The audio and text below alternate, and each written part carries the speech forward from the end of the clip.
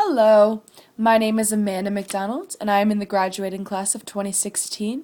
This video will be intertwining all of my prior videos of the previous court cases. I will start off by giving you a brief overview of each case, then I will go into detail about how they relate and coincide with one another, and how the court started in favor of one thing and moved a little bit more towards another. So right here I just have an image that says "We the People," and it is an image of the American flag with the Constitution sitting upon it. So the first court case that I researched was Everson v. Board of Education, Ewing Township, which occurred in 1947. So it was debate over the allowance of reimbursements of money to parents who sent their children to school, either Catholic or public, by public transportation. The people involved, the appellant was Arch R. Everson, and the appealee was Board of Education of Ewing Township. The Supreme Court ruling stated that the reimbursement to parents of parochial schools did not violate the Establishment Clause. It was a 5-4 decision in favor of the Board of Education.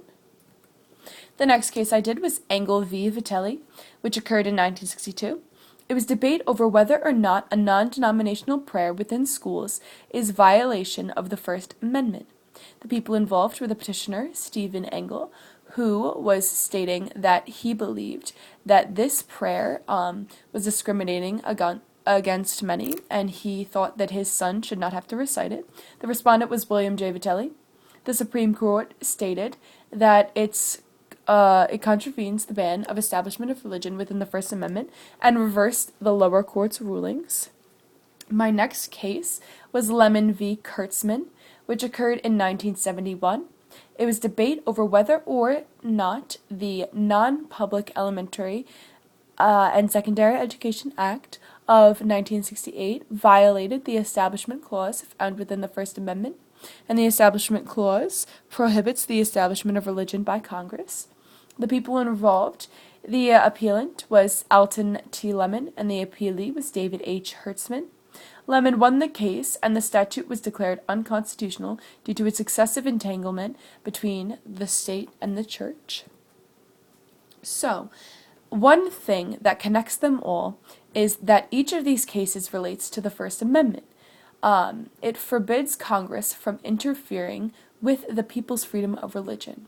In particular, within the First Amendment, there is the Elastic Clause, which is the part of the Constitution that prohibits Congress from establishing religion. Due to the First Amendment and the Establishment Clause, there is great controversy over how the state should handle certain situations.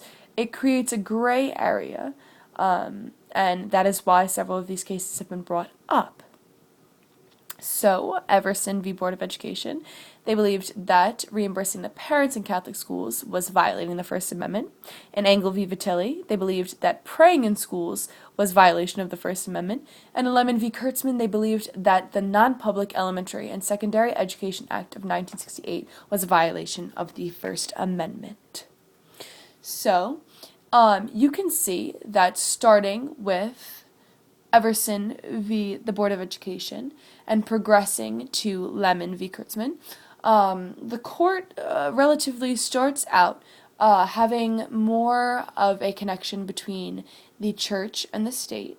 And then as it progresses forward, it really hones on the idea that they are separate, that the state has absolutely nothing to do with religion. It should not accept it in any way, shape, or form. It should not promote it in any way, shape, or form. So in 1947, they were more accepting of treating someone with equality rather than based off of religion. Schools were allowed to reimburse parents for transportation no matter the type of school and they were at.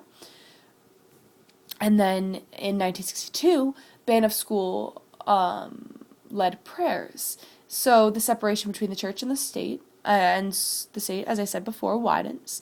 And then in 1971, ruled that Congress will not have any influence of religious schools whatsoever, and taxpayers' monies should only be directed towards public schools. So the separation increases even more. This is my works cited, and all of my information can be found there. Thank you for watching. Bye!